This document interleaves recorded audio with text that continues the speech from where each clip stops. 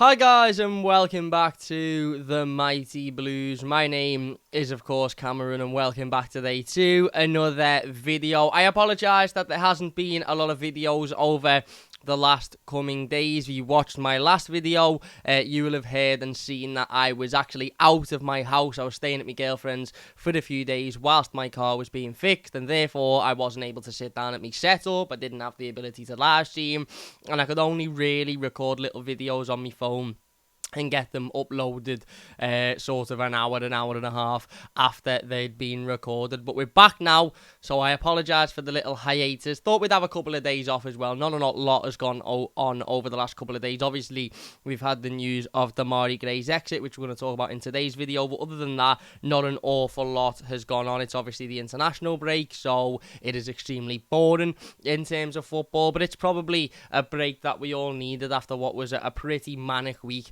last week, wasn't it? We had 3 games within the space of 7 days. We had transfer deadline day. We had players leaving. We had players joining. Oh, wait, no, we didn't. Well, we did on Tuesday, but only one. And it was just overall quite a busy week. So I thought we'd have a little couple of days off where, nothing's going on, rest our minds, and then we'll get right back to it with this video today, which is going to be our transfer window review. We're going to go through all of Everton's incoming signings over the last 4 to 5, 6 weeks or so of the summer transfer window. We're also going to talk about everybody that has departed. We're going to give our thoughts and opinions on each individual player in terms of the players that have joined and the players that have left, and then we obviously are going to talk about whether or not we feel Everton are in a stronger position now coming out of the transfer window, or in fact in a weaker position coming out of the transfer window. So yeah, without further ado, let's get straight right into it. There's no point in wasting any time. Let's just dive straight into it. So Everton's, we're going to do the incomings first, and then we'll go to outgoings. We're not going to do them as and when they come in chronological order. So we're not going to do 1 incoming, 2 outgoings, 1 incoming. We're just going to do all the incomings, all the outgoings, and then give a little bit of a summary at the end. So we'll start with Ashley Young, who of course was the first signing of the summer. Free transfer, playing at Aston Villa last season, 38 years old. And obviously somebody that I felt was quite a smart signing. Now, I remember there being a little bit of frustration about this signing when it happened, and that was because he obviously was the first player that Everton signed this summer, and it was obviously a number of weeks into the transfer window before we made that move. So there was a little bit of stress, there was a little bit of anxiety, there was a little bit of upset, I think, at the fact that we'd taken 3 or 4 weeks to sign anybody, and the player that we had signed was a 38-year-old, what we assumed would be a backup left-back. Obviously, he's ended up being the first team left-back, but I remember there being a little bit of sort of, not necessarily anger at this transfer specifically, but just anger at the lack of transfer activity overall, and then obviously this one being the only one that we'd managed to get done.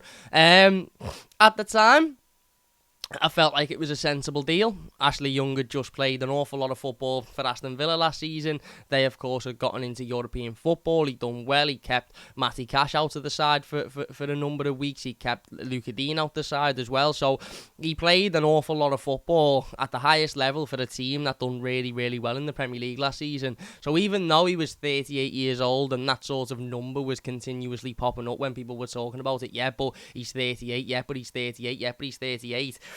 It was something for me where it didn't really matter how old he was.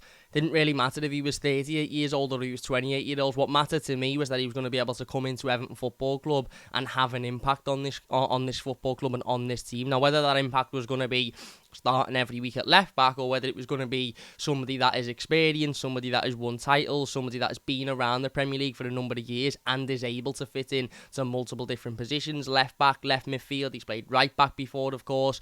Versatility was there, experience was there, leadership was there in terms of winning titles. And yes, his age isn't a great number, but we're not talking about a 38-year-old who just sat on the bench for the entirety of the last 2 seasons and not really kicked the ball. We're talking about somebody that played, 25 games or something in the Premier League last season in a team that done really, really well. So I was quite happy with this signing. I remember at the time not being, particularly, overthralled with it, but I think that was more the fact that we'd taken so long to bring in a 38-year-old on a free transfer and we hadn't brought anybody else in. But when you actually looked at the transfer for Ashley Young, sort of in isolation and what he could bring to Everton for effectively free, and his wages, I'm sure, aren't particularly high either. It worked out to be quite a good deal for the football club. As I said, experienced, being around the Premier League, fit for his age, and yes, his age is a factor, but incredibly fit for his age. And of course, that big sort of word, which I think was really, really important this summer because of Everton's financial struggles and because of where we'd finished the last 2 seasons, was versatility. Realistically, we needed somebody that could play in multiple positions. We needed somebody that could fill in at left back if we needed to, fill in at right back, fill in at left midfield, and Ashley Young was that. Obviously, we've started the season, and I'll be honest, I don't think he's had a particularly great start to the season. I think he's performed poorly in more games than he's performed well, and he's done well in pre-season. Obviously got his first goal against Wigan on his debut, but since the Premier League season has started, I don't think he's been particularly great. I thought he was terrible against Aston Villa away from home, but so was everybody, to be fair. He wasn't in isolation in that game. And the other 3 games, thought he done okay against Sheffield United, and I thought he was all right in the 2 home games. But again, made a few mistakes that you probably would expect him not to make. So, look, it is what it is, isn't it? He's a 38-year-old left-back that should have been coming in as a backup, should have been coming in as a squad member, should have been coming in as somebody that we weren't relying on week in, week out. But because of the lack of quality in this team, we are now relying on him week in, week out, and he's now playing left-back week in, week out, which probably isn't ideal. But he's been all right, and I do feel like he is somebody that throughout the course of the season will have a positive impact on this team, and ultimately will be a good move for the football club. Obviously, when Seamus Coleman comes back, and for me, I think we need another left back in the next transfer window. I think we need another left back in this transfer window. But again, I've got no big issue with the Ashley Young transfer. Even though he hasn't been particularly great at the start of the season, I've got no big issue with it. Next to come through the door was, of course, Arnaud Danjuma, a player that Everton failed to sign in January after he chose to go to Spurs instead of Everton. He, of course, has now signed for the football club on loan from Villarreal. The only money that Everton spent this summer was the €3 million loan fee for Danjuma. Again, I think this one was one that obviously caught people's attention a lot more. I think this was one that fueled a little bit more excitement than the Ashley Young deal. Obviously, 26 years old, winger.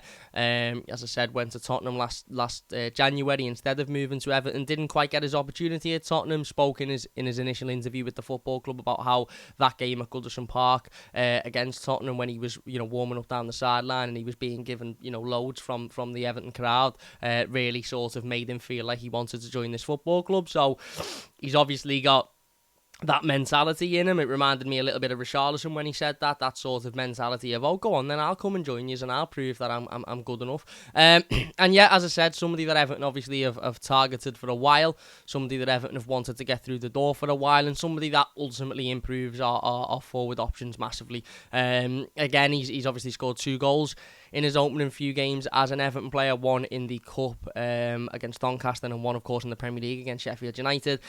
He's getting into the right areas.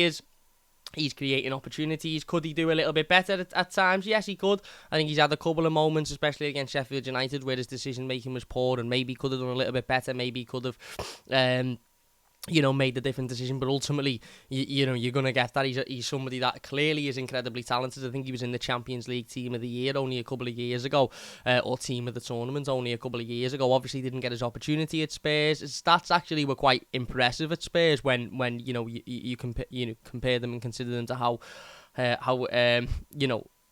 how much he actually played. His stats in comparison to how little game time he got are actually quite impressive. And, ultimately he comes in, on loan, and hopefully he can, his form can continue to get better and better and better. And I think that is probably the brightest spark about the Danjuma transfer so far, is he seems to be getting better and better with each game. He seems to be improving with each game. He seems to be becoming more comfortable. He seems to be becoming more integrated in the team. He works really, really well with Beto, who of course we'll speak about in a minute. But yeah, he seems to be obviously getting better and better as the weeks go on, getting more comfortable. He's obviously quite sharp in front of goal. His goal against Doncaster proved that. His movement for his goal against Sheffield United proved that as well. And he's somebody that I think will have a big impact on Everton's season. Look, I'd be lying if I was to say I think Everton will be absolutely fine this season and will finish 12th or 13th with no problem whatsoever. I'll be honest, I think Everton will be in and around the relegation battle again come the end of the season. I really do, just because of the lack of squad depth that we've got. And ultimately, the results so far this season show that we probably are going to be in and around it come the end of the season. But I think Danjuma is somebody that, when it gets to those games in sort of April and May, he'll be able to pop up with match-winning goals. He's got the ability to do that. He very clearly works hard and wants to be here. He showed that if he didn't have that grit and determination about him, that he wouldn't have come to Everton after what happened in January. He'd have just said, no, I'm not going there because the expectation will be through the roof. But he didn't. He wanted that expectation. He wanted to come here. He wanted to prove a point. And hopefully he can do that over the course of the next 12 months. As to whether or not he will join permanently after that, we don't know. I suppose we'll wait and see. Obviously in the coming coming season, and how well he does, and whether or not Everton want to pursue that, and whether or not Everton have got the money to make that deal happen next summer. But as I said, I think this is a really, really good move, and a player that we desperately needed in terms of somebody to come in and improve our options on the wing. Moving on now to Yusuf Chamiti. Obviously 19-year-old centre-forward, coming from Sporting, around £12 million the fee.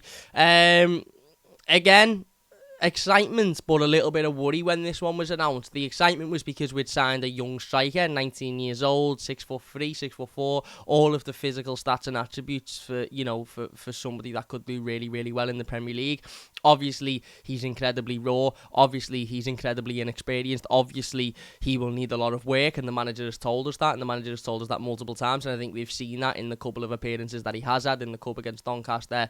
He come off the bench against Wolves as well. I think we've seen that he is far from the finished article. He's far from ready to be a Premier League centre-forward, or at least a capable Premier League centre-forward. But that is ultimately something that we expected. He's 19 years old. He's coming in from a completely different league, obviously the Portuguese league. He's never played in England before. He's never played, at a level as high as the Premier League. So we sort of expected him to come in and need to be worked on and need to get that experience and not be somebody that, hits the ground running straight away. Like I said, I don't want to judge him from his first two appearances. They haven't particularly been great, have they? He's had moments in that Doncaster game where his touch looked off and his movement wasn't particularly great. But, he's 19 years old. He's got, a massive ceiling. He's got a lot of potential, and he's somebody that with work, in terms of with somebody working with him, with the manager working with him, with the coaching staff working with him, with the other strikers, Dominic Calvert-Lewin, Beto working with him, I think he's somebody that could become a real good centre forward for Everton in the near future. But that isn't going to happen now. We knew when he come in. We said, when he come in, we're going to have patience with him. We're going to have to ultimately give him time, give him that sort of, give him that freedom to gain his experience and to gain that, sharpness and quality for the Premier League. And that isn't something that happens overnight. That's going to happen over the next year, 2 years, maybe 3 years. And that's why there was a little bit of anxiety when he signed for me, because I was thinking, well, this cannot be the only centre-forward that we sign this summer, because we cannot rely our hopes upon a 19-year-old kid who's coming into the Premier League for the first time with pretty much zero experience in terms of first-team football. And obviously, we went on to sign Beto a couple of weeks later, so those anxieties were faded. When Beto was announced. But I originally remember thinking, surely we're not going to hold all of our hopes upon a young lad that ultimately is going to take probably years before he gets to the level that we need him to be playing week in, week out in the Premier League. But ultimately, a good signing, a good move for Everton Football Club. The right type of move, the right type of deal you want to see the football club making. Young players coming in, players that we can work on, players that we can improve, players that we can, look to for the future. And hopefully over the next season or so he progresses massively, and hopefully we get to see him in and around the Everton first team very shortly as well. Next we signed Jack Harrison, of course, who come in on loan from Leeds United, currently injured, so we've not seen any of him. 26 years old, actually somebody that I'm really, really excited to see in an Everton shirt, to be perfectly honest with you. A player that I've wanted Everton to sign for a couple of years.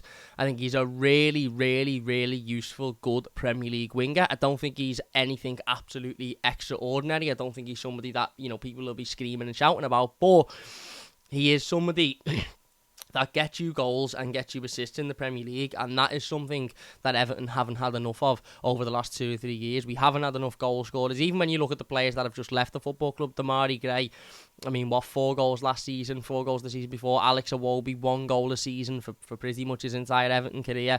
We need more than that, and Jack Harrison does provide more than that. His goals and assists last season were quite impressive for Leeds, and a Leeds side that obviously went down. And like I said, for me, I'm really, really excited to see him get back to fitness and get in this first team, because I think with him, Arnold Danjuma, Dwight McNeil, our options all of a sudden look much, much better in those forward areas. And then you've got Beto up front there, of course, who's a big 6'5" centre forward, somebody that can put the ball in the net. Dominic Calvert-Lewin there as well to come back. So I actually think when we've got everybody, when we've got everybody fit and available, I think Jack Harrison will be somebody that gets in this Everton team week in, week out, and somebody that impresses week in, week out as well. I really, really like this signing. It is a loan deal, of course, so again, similar to Danjuma, we'll see what happens over the next 12 months and whether or not Everton want to pursue a permanent deal. But just off the off the cuff, obviously we haven't seen him play yet, so again, it's difficult to see how he's going to fit into this team and this system without seeing him play. But I think this is a really, really smart bit of business from Everton, and a loan deal, which was of course done pretty quickly and concluded pretty quickly because obviously of the clause in his contract. I think it's a smart bit of business. I do, and given Everton's financial struggles, I actually don't think Everton have done too badly in this transfer window, given our financial position, to bring in a £25 million striker that we've paid nothing for yet, a young striker for £12 million that we've paid nothing for yet, and then a couple of, really useful sort of experienced quality wingers on loan, as well as an experienced player that can play in multiple different positions. I actually think for what we expected going into this window, I think that's probably a pretty good, pretty good going in terms of incomings. Outgoings, again, I think we might have left ourselves a little bit short, but given our financial position and the situation that we're in, which isn't the fault of Sean Dyche and isn't the fault of Kevin Thelwell, I actually think in terms of incomings we've done better than what I expected, trust me. Obviously then we move on to Beto, centre forward, coming in from Udinese, around about 25-30 million euro. Obviously we don't make a payment until the next financial year, which is fantastic for Everton, because it means that obviously that can be balanced against next year's books and not this year's books. And, as I said the other day, finances of a football club I don't really like getting into, but we have to with Everton because it's such a prominent thing. 25 years old, of course. Pardon me.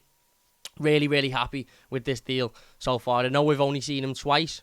Obviously, he come off the bench against Doncaster at half-time and was a game changer in that game. Come on, scored a goal. Probably could have got a hat-trick if a couple of things had gone his way. Won us that game single-handedly in terms of his physicality, his presence, his ability on the ball. And then against Sheffield United, I thought he was excellent. He obviously didn't score a goal, but in terms of his just overall play, his dominance, his physicality, his ability to use his body, his ability to use his strength, his pace, his movement, I thought was absolutely fantastic. And I think I said it in the instant match reaction to the Sheffield United game. It reminded me a lot of the Dominic Calvert-Lewin performance against Brighton towards the back end of the season, where we won 5-1, and although Dom didn't score in that game, we would not have won that game that comfortably without Dominic Calvert-Lewin there, because what he does and what he did in that game, very similar to Beto against Sheffield United, is he uses his physical presence, he uses his ability, he uses his pace, he uses his strength, he uses all of that to take two defenders out of the game at all times, because opposition teams know that most one-on-one, most defenders in the Premier League will have a nightmare keeping up with Beto because he's a nuisance, because he's big, he's physical. We've seen against Sheffield United, he's capable of putting defenders on their arse, he's capable of beating them for pace, he's capable of out-strengthening them. And although he doesn't necessarily look, pardon me, although he doesn't necessarily look the most comfortable when he's doing it, and he looks a little bit all over the place, it works. It always works, and again, it's unorthodox, and that probably is a benefit to Everton, because what that means is he's not predictable. So he's not got a certain style where players know, okay, he's going to shift this onto his left now, or he's going to shift it onto his right. He's so unorthodox, and he looks like he's so all over the place, but it always comes off. And as I said, I thought he was fantastic against Sheffield United in the Premier League. The Doncaster game, he was brilliant, but there was always a big question mark as to, okay, well, can he come and do that in the Premier League? He's done that against the League 2 opposition, great. Can he go and do that in the Premier League? And as I said, I thought he was absolutely excellent on his Premier League debut against Sheffield United, and I think Everton probably wouldn't have got what they got out of the game without Beto being there and doing what he's doing. So obviously really, really excited about this one. Already can't wait to see him play again. And hopefully he's somebody that will score some big goals for us this season, create some big opportunities and win us some big games. Preferably starting with that Arsenal game next Sunday. So there you go. They are all the incoming transfers. Obviously, we've had a number of players come back from loan: Jarrad Branthwaite, Lewis Dobbin, Tom Cannon, etc. Tom Cannon has since gone back out, of course. We'll talk about that in a moment. But yeah, Ashley Young, Arnold Danjuma, Yusuf Chamiti, Jack Harrison and Beto coming into the football club. In terms of exits, we've obviously had Moise Kean, who has officially moved to Juventus for around about €30 million. We're not going to talk too much about him because he's not been at the football club for years now. The reason why he is included in this season's transfers is because he was on a 2-year loan, I think, before they had the obligation to buy. The 2-year loan has ended, and now obviously they've bought him on the permanent transfer, so that's why he's classed as a transfer for this summer. But we're not going to talk too much about him because we knew he was leaving anyway, because he left the football club years ago. Alex Iwobi then obviously signed for Fulham, around £22 million, 27 years old. Again, this one is one that I'm mixed on in terms of my opinion. I had no massive issue with selling Alex Iwobi, I'll be honest. I didn't. He was somebody that pardon me, was somebody that was in the last year of his contract. In fact, he was in the last 10 months of his contract. He very clearly wasn't willing to sign another one. He'd made that clear to the football club. The football club had a contract offer on the table for a number of months, and Alex Iwobi decided he didn't want to sign it. So therefore, he was 10 months away from walking away for free, and he was 6 months away, if that, 4 months away from being able to discuss contracts with other clubs and being able to sign a pre-contract, meaning he would definitely walk away for free in the summer. So to get £22 million for somebody that is in the last 10 months of his contract and could have signed a pre-contract in 4 months, which would have meant he would have left for free anyway, is business-wise a really, really, really good bit of business. 27 years old. Footballing-wise, look, I think Alex was an important player for us in regards to the fact that, he ultimately created a lot of opportunities. He was ultimately somebody that we relied on going forward to create those chances for the forwards to put in the back of the net. I think his stats in terms of goals and assists haven't necessarily been great over the 4 years that he's been at the football club. He's goals wise, he's never been particularly brilliant, and I know some people seem to defend him for that, and I understand defending him for his assists, because you could say, well, he might only have 5 assists, but he puts 5 good balls a game in, and it's not his fault that people aren't putting him in the back of the net, and that's fine. But goals wise, for somebody that is a winger and somebody that classes themselves as a creative player going forward, he should be getting 5 or 6 goals a season minimum, and he's not. He's getting 1 a season. So again, that's something that I think he has to take personal responsibility for, and something that ultimately he's always needed to improve. Assists wise, like I said, there's an argument there to be had that he creates an awful lot of chances, and it's not his fault that the players that are in the box aren't there to put it in the back of the net. My worry is that, how have we replaced Alex Iwobi? We obviously sold them on deadline day, leaving us with pretty much no time to find a replacement to come in and replace those chances that he creates. I suppose there could be an argument that you've got Danjuma there that obviously can come in and maybe contribute with that. You've got Jack Harrison, who's obviously coming back into the setup over the next few weeks after the international break. You've got Dwight McNeil, who's been injured for a number of weeks, and he naturally will come in and will get assists and will create chances, especially given he's got somebody like Beto up front who can put a ball in the back, cross a ball in, and obviously, create those opportunities for Beto. So, I suppose the big question is, are we going to miss Alex Iwobi? And I think the answer to that is, well, we don't know. We don't know until we're probably another 3-4 months into the season, and we've got Dwight McNeil back, we've got Jack Addison back, we've got we've got Danjuma there, who's settled in fully, and then we'll be able to sit there and go, do you know what, we really, really miss Alex Iwobi's, stats and his chances created or his runs into the box. But we might be sitting there in January saying, no, do you know what, Dwight McNeil's come in and got 4 assists already for Beto's goals, or Jack Harrison's come in and had 3 goals and a few assists, and Danjuma's doing well as well, and we mightn't end up missing those figures from Alex Iwobi. Ultimately, I think business-wise, for the position that Everton are in and the financial situation that Everton are in, I think this was a very, very, very good deal for the football club, and I think this was a move that Everton really couldn't refuse. £22 million for somebody that will walk for free in less than 12 months is a massive amount of money, considering the position that we're in, and that money may end up being used in January to bring somebody in that may end up being the player that we're all thanking at the end of the season for keeping us in the Premier League. So, again, I understand why the deal's being done. It's also not like Alex Iwobi was begging to stay at Everton Football Club either. Alex Iwobi didn't want to be here.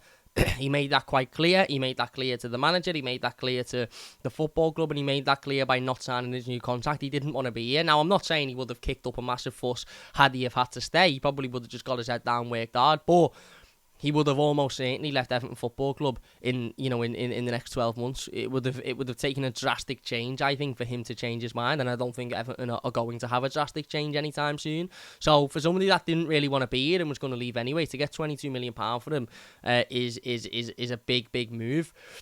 Yes.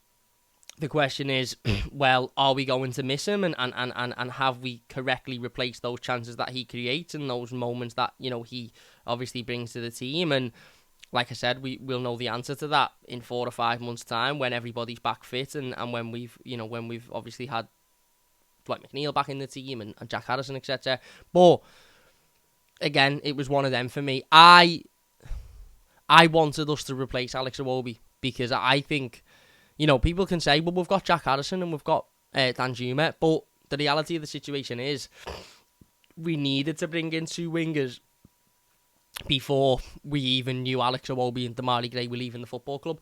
So it's not like you can say, well, we're all right because we've brought these 2 players in. Well, no, we needed to bring these 2 players in an addition to Alex Iwobi and Damari Gray. For me, if we were going to sell Damari Gray, then we needed to bring in Danjuma and another winger. If we were going to sell Damari Gray and Alex Iwobi, we needed to bring in Jack Harrison, Danjuma and another winger because our squad depth is still incredibly, incredibly light. And whilst we've replaced players directly 1-for-1, we went into this summer needing to add to the team, needing to add to the squad. So the fact that we've lost a player and signed a player, we haven't added to the squad. We're exactly where we were at the start of the window. Now, okay, you could argue that Jack Harrison is a better player than Damari Gray or Danjuma is a better player than Iwobi, and that's an argument. But we're still, numbers-wise, we're still exactly where we were at the start of the transfer window. And we all know, and we all spoke numerous times last season about Everton needing to reinvest, Everton needing to bring more players in, Everton needing to strengthen this squad.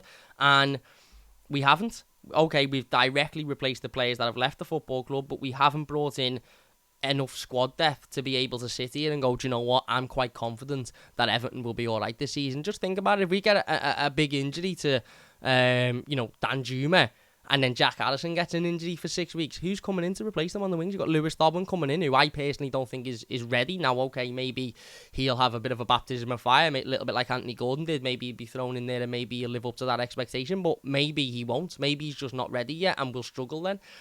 Or you're having to put James Garner on the wing as a make weight, and it just doesn't quite work. So for me, like I said, the deal for Alex Iwobi, I think, is one that the football club couldn't turn down, and we're never going to turn down, and I've not got a big issue with that. My issue is losing a player like that on deadline day and not being able to replace him, I think, is a worry. Similarly with Damari Gray. Now, for me, the Damari Gray deal, £8 to £10 million to El Ettifaq. Obviously, it was announced yesterday or the day before.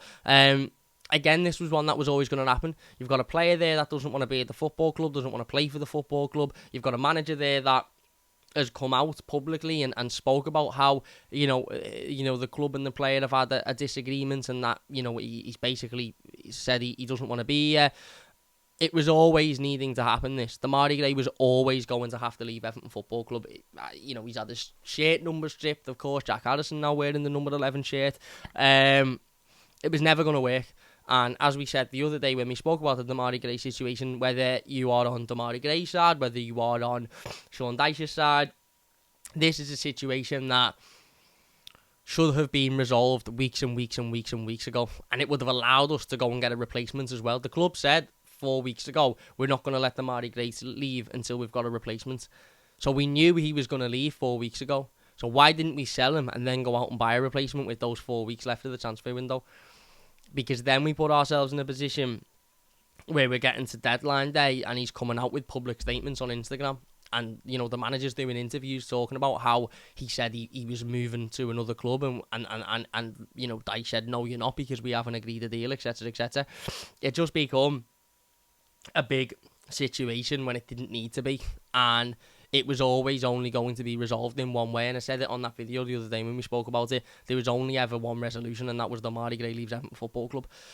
And he has now, again, similarly with Iwobi, I don't mind it. 27 years old. We've made 10 million quid. We paid 1.5 million quid for him. I think he was good for us. I think he scored important goals for us. He scored 4 goals last season, which isn't great for a winger, but considering where we are and where we were last season and how few goals we scored, it was actually a relatively decent return, and ultimately, again, that's something that Everton are going to have to replace. Now, okay, we might replace that with Danjuma, we might replace that with Jack Harrison, but ultimately, that isn't a guarantee.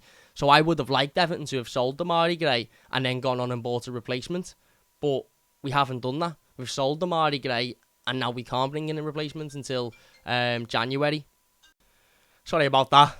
Had to go and answer the door. But yeah, as I was saying, obviously, I would have preferred for Everton to have brought in a replacement to Damari Gray before allowing him to leave the football club. We haven't done that because we've allowed him to leave after the deadline. And we're now in a position where, like I said before, although you can argue all day that Jack Harrison and Danjuma are better options than Iwobi and Gray, but the overall argument is we went into this transfer window needing to add to the squad, needing to bring in new players, needing to strengthen the squad depth, so that, as we spoke about on Monday, when we are 2-2, when we're drawing 2-2 with Sheffield United with half an hour to go, and we need somebody to come off the bench and make an impact, we've got somebody to come on. We're in the same position as we were at the start of the window, as we were last season, where, okay, if we can keep everybody fit, our start 11 probably looks alright. But the moment we have 1 or 2 injuries, we're back to being in a position where, players are having to fill in different roles. James Garner at right wing, or, you're having to put Onana up there somewhere on one of the wings because you've got no options. And that was just an example, by the way, before people say, Onana's never played on the wing. That was just an example of having to move players around because you've got no options because our squad depth is that weak. And that, for me, was the problem with allowing Damari Gray and Alex Iwobi to leave. I don't care about Damari Gray and Alex Iwobi leaving the football club. I'll be honest, I don't think either of them are good enough to particularly be massively, upset about them leaving. But what I'm worried about is the fact that they've left and they've not been replaced. And you can tell me all day long that Danjuma and Jack Harrison have replaced them, but we needed Danjuma and Jack Harrison to come in on top of Alex Iwobi and Damari Gray, not instead of them. Because now we're in the same position, aren't we? We're in the same position where our bench is being filled up with 3 goalkeepers or 2 goalkeepers and only 5 other outfield players, most of whom are either not good enough, like Michael Keane, or inexperienced youngsters. So that, for me, was the big problem with allowing these two to leave. Not because I loved these players and think they were great for Everton. To get 32 million quid or 30 million quid, let's say, because we don't know whether Gray's 8 or 10, for them two 27-year-olds who have been all right for their, for their time at Everton. 30 million quid is, for me, a great bit of business. However, the frustration comes from the fact that we weren't able to replace them. We weren't able to bring in other players to fill those spaces, which I think could come back to bite us on the arse. Obviously, Tom Cannon has moved to Leicester City as well for around 7.5 million quid. Again, similarly to the other two, I don't hate this deal whatsoever. I think in an ideal world, we would have wanted Tom Cannon to leave on loan again, go and have maybe a season in the Championship, do well, come back, and then assess whether or not he's good enough to play for Everton. But the reality is, he's 20 years old. Financially, we all know that we're in a bit of a difficult position. So to get 7.5 million quid for a 20-year-old that we don't deem good enough to be able to play in the Premier League now is probably a good bit of business. Now, again, Tom Cannon might go there, he might score 20 goals in the Championship, he might come up with less than, and they might be brilliant, and we might all be saying, oh my God, why didn't we keep him? But that's a risk that Everton weren't obviously willing to take, and Everton obviously couldn't afford to take, and to get that much money for a player that ultimately wasn't good enough to be in and around this squad, evidently because the manager wasn't picking him and the manager wasn't bringing him on, I don't think is a bad bit of business at all. Similarly with Ellis Sims, 22 million quid,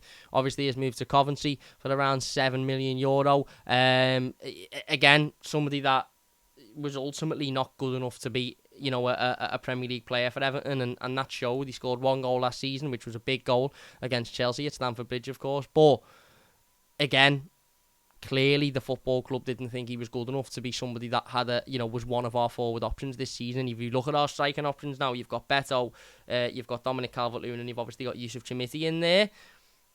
I think if Ellis Sims would have stayed or Tom Cannon would have stayed, they would have been fourth behind them, and that means they would have got very, very little game time at all.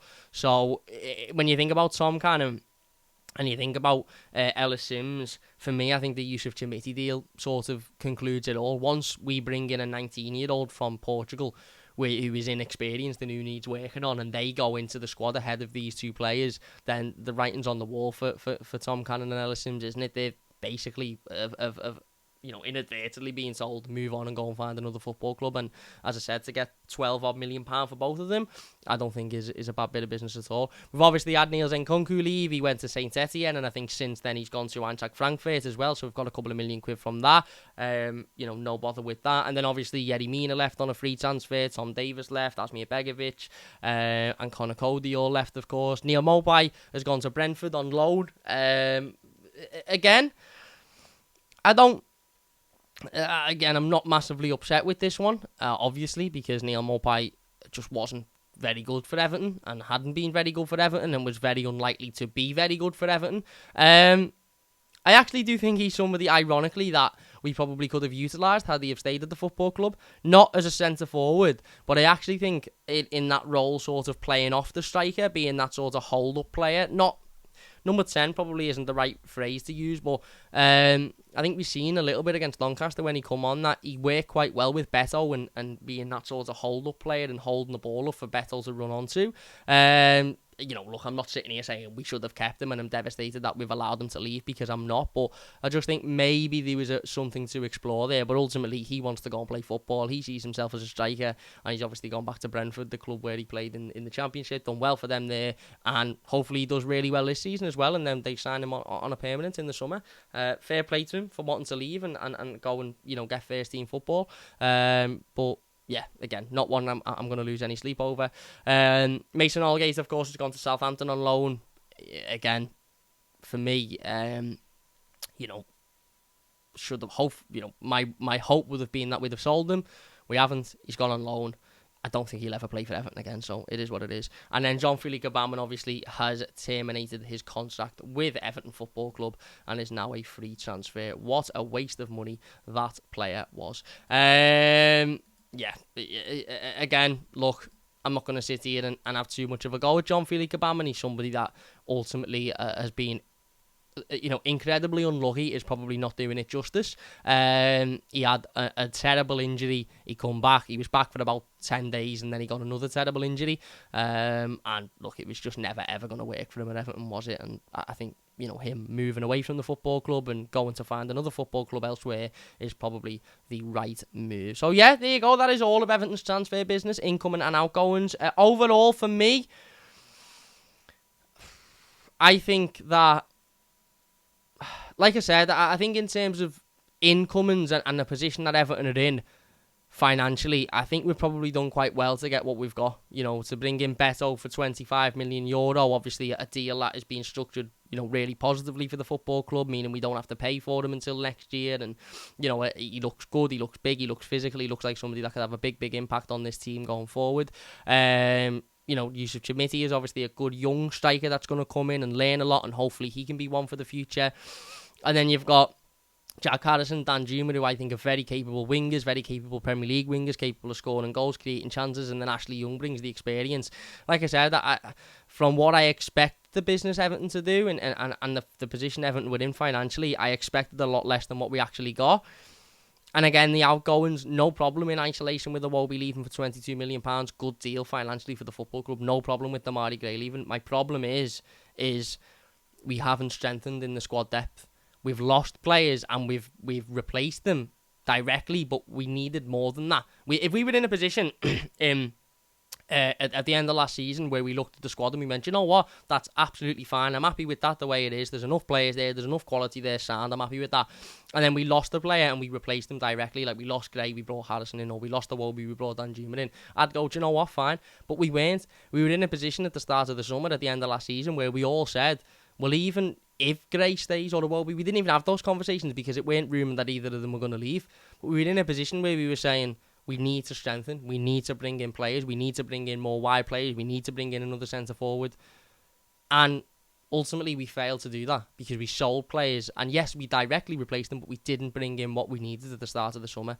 And obviously everybody has to take responsibility for that. The director of football has to take responsibility for that. The owners have to take responsibility for that, for putting the director of football in a position where he maybe couldn't go and get what we needed to, him to get. Ultimately, I think we left ourselves short again, and that is the story of Everton Football Club. And we're in a position now where already I'm thinking we're going to have to do business in January. But anyway, let us know your thoughts in the comments section down below. Hope you have enjoyed this video. If you have, please do leave it a like. Let us know what you think on the transfer window. Are you happy with the incoming transfers? Are you happy with the outgoings? Do you think we've been left a little bit short as well? Or do you think everything is absolutely sound in terms of transfers? Let me know down below. If you have enjoyed this one, please do leave a like. Don't forget to subscribe to the channel if you are new as well. Big thank you all for watching, and we'll see you soon.